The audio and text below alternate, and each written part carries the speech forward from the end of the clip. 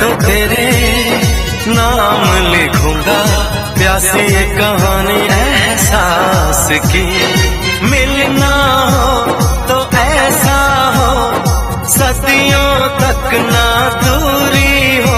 मैंने बरसों किया इंतजार ओ दिलदार, बेकरारी में भी आया करार, ये दिल परदेसी हो गया।